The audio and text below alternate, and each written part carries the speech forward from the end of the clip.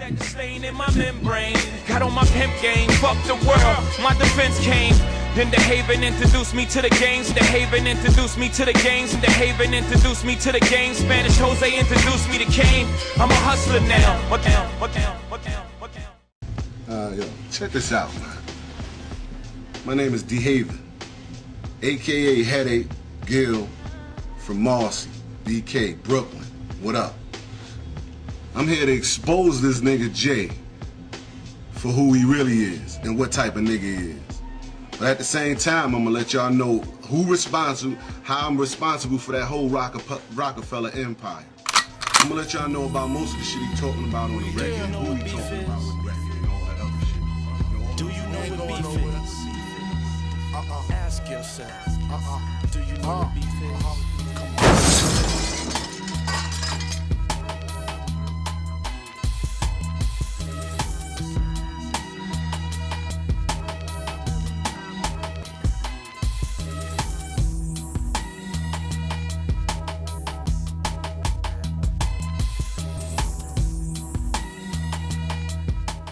First, I want to start off. We reached out to get this interview because we saw the clips and we saw the story and heard what you had to say, but we wanted to get into a little bit in more depth of what you were talking about and a lot of situations that you presented to us.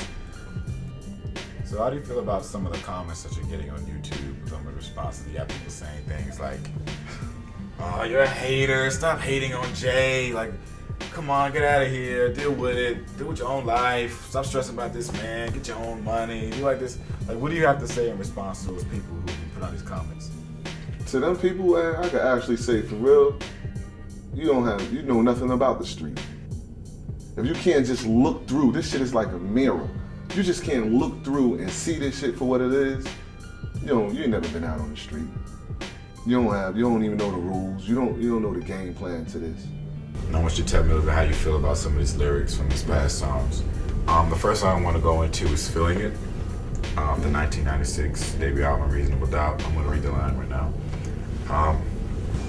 It's making sure every nigga stays rich within my cipher. If every nigga in your clique is rich, your clique is rugged. Nobody would fall because everyone would be each other's crutches. I hope you fools choose to listen. I drop Jews, bust it. These are the rules that I'm following. It's my life, you gotta love it. How did you feel when you heard those lyrics at that time?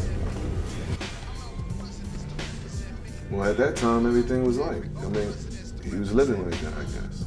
Everybody was right, everything was good. Now, does that stand now? Nah, it doesn't. Because he's not following what he said then. So, was you saying it for the music level then, and now things change?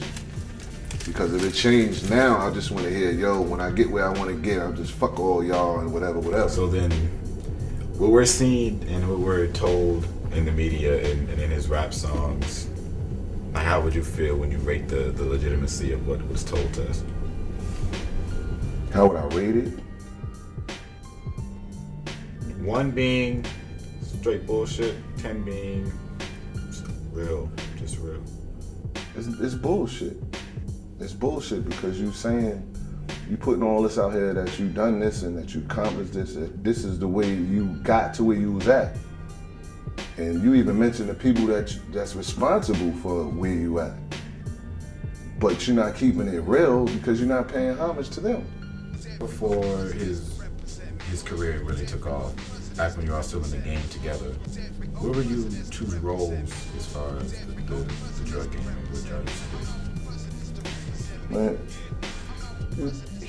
it wasn't really much of a role. It was just my dude. He ain't really have too much of a role. You know, you just like having your nigga with you. You know what I'm saying? His role was really minute. You know what I'm saying? I did most of the work. I just liked having my dude with me. He's from New York. We down here. You know what I'm saying? And this is who I mess with. This is who I can vibe with. But he's portrayed to be, a very prominent drug dealer. That's what a lot of his base is. So it depends on.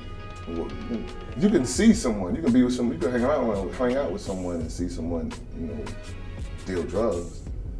And then, you know, in your mind, you can write it down and you know, pretty much put it together. So You know what I'm saying? So what are you telling me in that sense? I'm telling you in that sense that it's easy to say someone sells drugs, you know what I'm saying? And it's easy for someone to sell drugs. It's just what kind of drugs you sell and what kind of work you put in. That's where your credibility comes in. You know what I'm saying? I can go out on the corner and put some work and not nobody press up on me because I'm affiliated with you. So that's like an easy pass for you. You know what I'm saying? It may look like, yo, I can go out here and do this, but it's not really that way. You caught a pass. Or you rode off with somebody else's rep, really. You know, that's the only reason why you out here. So you say he rolled off of your rep? Yeah. Yeah, that's definite. I mean, he didn't find their corner to go and hustle on. He didn't jump out there on any corner and be like, yo, we gonna take this over. It was given to him. That's a pass, you know what I mean? For everything he has is a pass. Do you think that there's ever a possibility with all the situation, with all these documentaries, with the songs, the subliminal messages, the back and forth, is there ever a possibility that you and Jay can squash it and become friends again? No. I don't see it. The trust been broken. You know, betrayal set in. I don't see it. No forgiveness on your part? No. He had too many chances to make it right.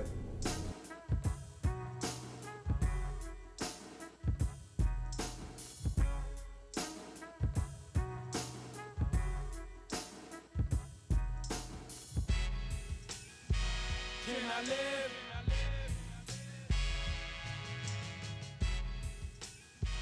Can I live?